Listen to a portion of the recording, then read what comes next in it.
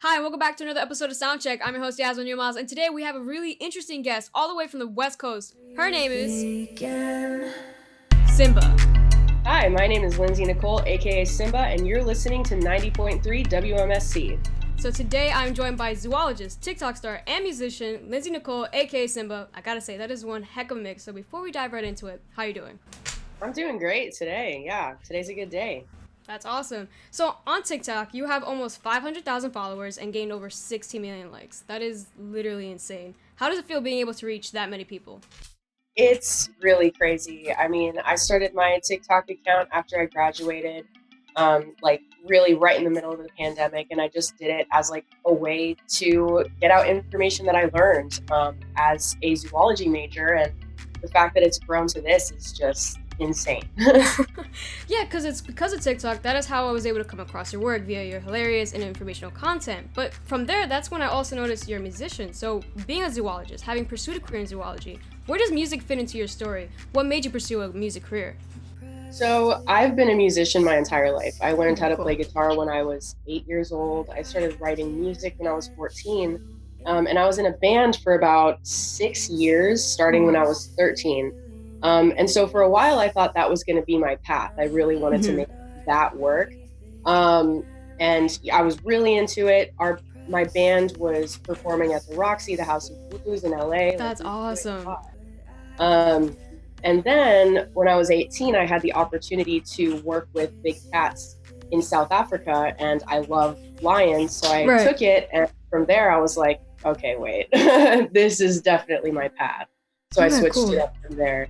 I still make music, obviously, like you've seen my Spotify. I'm still making music on the side, but it's definitely more of a side project for me now. And like zoology is really my career and my biggest passion. Okay, awesome. Yeah, because for example, the music that you create now with Simbah, under the name Simbah, and now I know why, because of the lines, I'm assuming that. Gotcha. So when I was listening to that, I was getting like more of the EDM vibe, but you said you were part of a band starting off. So what genre were you really starting off with when you first pursued it? Yeah, so I was doing rock. We were gotcha. a hard rock band. Yeah, I was the lead guitarist, and then I wrote the music as well. And so, I mean, once I got into high school, I started listening to electronic music a little bit more, and I had the opportunity to work with some electronic producers, which is how I kind of got more into that style for myself. I always wrote like singer-songwriter type of music, and then from there, my band would kind of, transform it into more of a rock style, and so I just switched it up when I went off on my own. When it comes to the music that you create now, who do you seek inspiration from? Who do you pull from to kind of come up with a new sound? Yeah.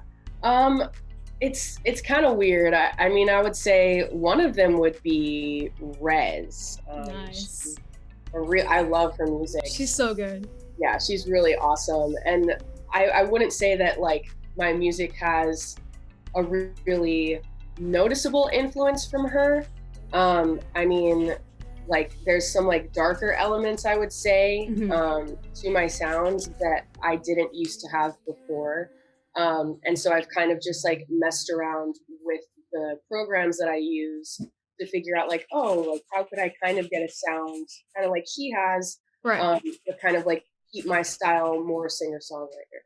Yeah, 100%. And like she collabed with, I don't know if I'm pronouncing her name right, Pivriz? I have no idea, but the song Sacrificial.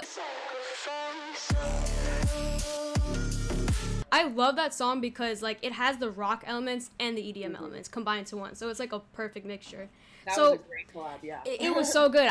When it first came out, I was like, this is like the perfect blend because I'm all into rock as well. Like I grew up with rock, like Joan Jett, Lenny Kravitz, for example. Yes. So I was all into that, and then and Shiny Toy Guns.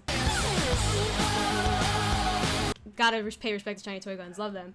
So March 20th of 2020, so around the beginning of the pandemic, that's when you released your EP Evolution. So how would you compare this EP to your previous work? Like what was the creative process like this time around? So the biggest difference would be this one was 100% me. Okay, awesome.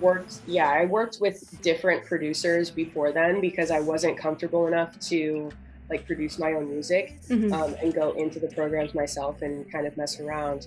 And then, once I was in college and I didn't have as much, money to like be able to offer producers like, a way to collab. I just kind of messed around with it myself. Usually I would get a lot of inspiration while I was like in the middle of finals, and I just needed like an outlet to just put some creativity into something. And so a lot of the music that came from the Evolution EP was actually produced like in the most stressful moments in school.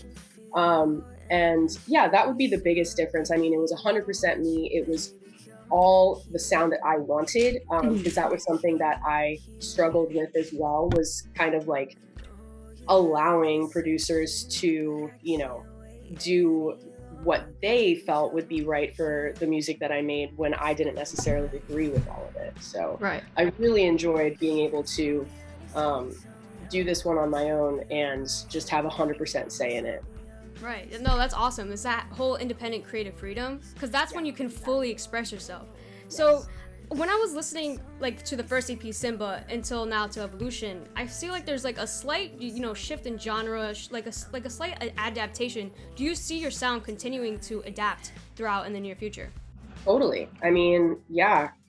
Since Simbah and going into Evolution, I started to listen to different music as well. I started to listen to darker music, I would say, which definitely had some influence on my sound. And recently I've just been like, I've always been into rock, but especially recently. And so I would love to have more of, that rock element in my future music and kind of take it back to my roots from the band. So that could definitely be in the future. I would absolutely love to have that be the next evolution of my music. The next part of the interview, I call it vibe check. It's pretty much just like a speed round, but it's to get the audience to get to relate to you. So the first 3 are warm-ups. So I'll ask 3 questions just to get the pace of it. So we'll start off with the first one. Summer or winter? Summer. All right. Skating or surfing? Skating. Clubbing or concert? Clubbing. You got the deal of it. Let's get into it. What's one of your favorite TikToks that you've created? Probably the one where I made a skit on the domestication of cats. I don't know, dude. I'm kind of down with it. Are you serious? Whatever. You both enjoy being touched by those bags of flesh. Oh, we will. I saw that one, thought that was Chef's Kiss. That was hilarious. Thank you so much. I love that one. What is a dream collaboration that you would love to do? Probably on TikTok. Yeah, or even art, like either TikTok or with your music. With my music res. Yeah, sure. 100%. On TikTok, a collab with Hank Green would be cool. He's my god, yeah.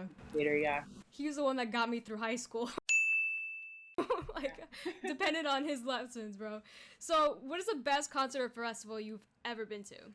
EDC Las Vegas 2018. An extinct animal you still wished existed? Oh my god, so many. Probably the woolly mammoth. You have beautiful eyes. As a film major, I'm obligated to ask, what movie, maybe one you recently watched, would you really recommend? I just watched one with Meryl Streep. I was on a plane recently. She was on a boat. So I don't remember what it was called, but it was really. Yeah. What is your guilty pleasure genre? AKA, most people really don't expect you to listen to it. Like pop, like Ariana Grande. Yeah. Okay, all right. And lastly, what are you looking forward to the most after this pandemic ends? Traveling the world for sure. What would be your go-to destination? I've lived in Namibia for a small period of time to work. Okay, cool. Because I would love to go back there. That's awesome. All right, so now we're coming to a close. So being a zoologist as well as an educational TikTok creator, do you see yourself continuing to make more music in the near future? Like any projects that you're really working on right now? I don't have any at the moment. I'm kind of like in a writer's block right now.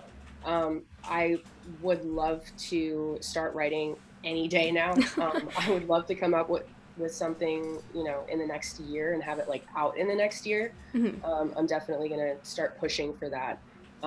So hopefully. All right, awesome. So since you got some future work coming eventually down the line, where can we follow you to stay posted on your future work, whether it's related to your music or just your career as a zoologist? Yeah, totally. So on TikTok, you can find me at Lindsay Nikole. Nikole is with a K instead of a C. Instagram is going to be Lindsay Nikole, Lindsay_Nikole. You can also find me on YouTube. I'm going to be posting a lot there. Lindsay Nikole as well.